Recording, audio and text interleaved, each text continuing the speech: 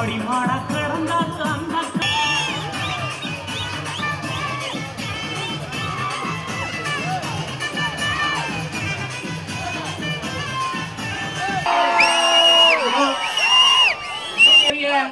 அந்த நண்பர்களே,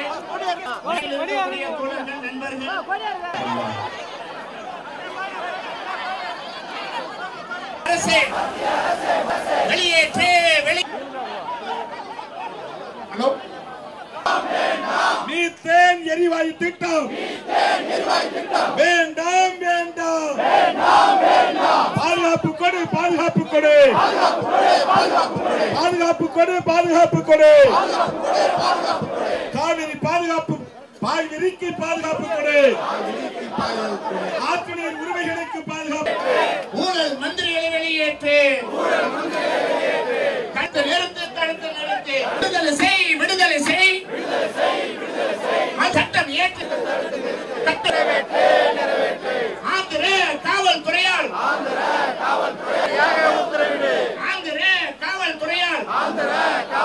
RSS அமைப்பின் மீது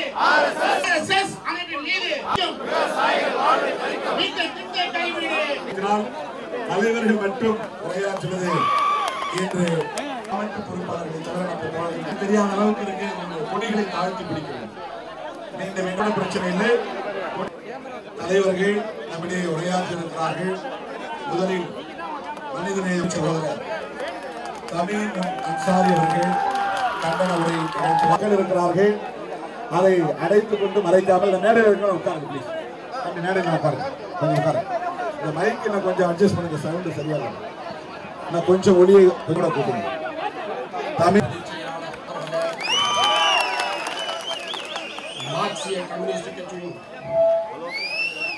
ஆற்றல் மிகு மாநில குழு செயலாளர் ஜிஆர் அவர்களே, இந்திய கம்யூனிஸ்ட் சிறுத்தைகள் கட்சியின் பொதுச் செயலாளர்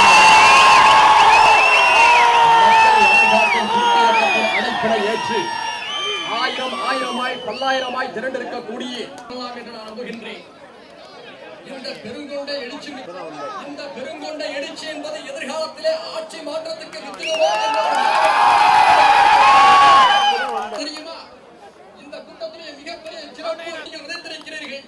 அலையாய் வந்திருக்கக்கூடிய தமிழ் சொந்தங்களே, மனமார்கள் விரோத கொள்கைகளை கண்டித்து, மாநில அரசின் மக்கள் விரோத கொள்கைகளை கண்டித்து பெரும் திரளாக இங்கே கூடியிருக்கின்றோம். ஒரு நாளைக்கு பல ஆடைகளை மாற்றிக்கொள்ளக்கூடிய ஒரு நிலையை நாம் பார்த்தோம். நாட்டை மாற்றக்கூடிய பிரதமரை தான் நாம் எதிர்பார்த்தோம்.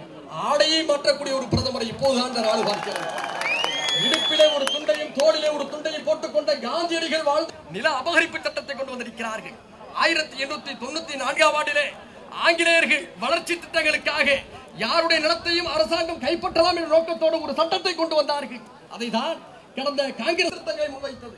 குறைந்தபட்சம் ஒரு நிலத்தை கைப்பற்ற வேண்டும் என்று சொன்னால் 70% நில உடைமை இவையெல்லாம் அங்கே கண்காணிக்கப்பட வேண்டும். சட்டத்தை நாடாளுமன்றத்தில் கொண்டு வந்த பொழுது பாரதிய ஜனதா கட்சியுடைய பெருந்திரளாக கூடியிருக்கின்றோம். அது மட்டுமல்ல, பாட்டாளிகள் இங்கே நாம் திரண்டிருக்கின்றோம், எளிய மக்கள் இங்கே திரண்டிருக்கின்றோம். இன்று புற்றுநோய் வேகமாக நாட்டிலே பரவி வந்து கொண்டிருக்கிறது. ஒரு குறிப்பு சொல்கிறது, 11 லட்சத்துக்கும் மேற்பட்ட புற்றுநோயாளிகள் இந்தியாவில் இருக்கிறார்கள் என்று சொல்கிறது.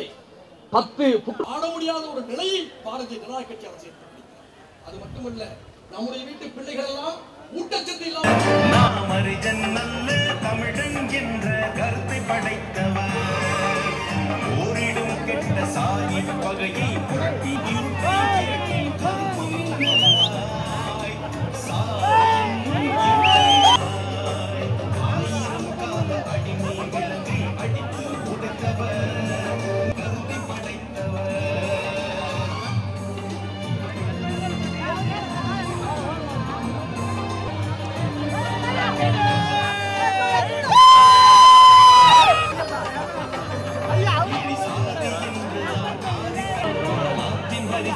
நீதி கேட்கிற அண்ண திருமாவட்டையை சுக்கூராக உடைத்தார்.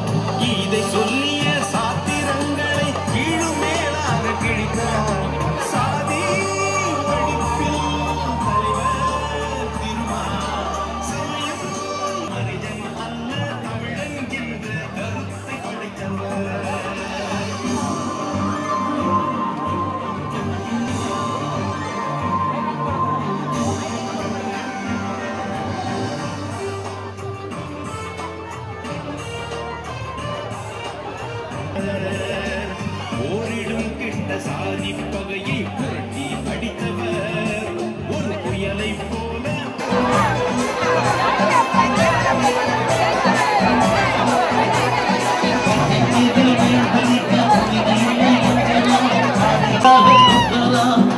நம்ம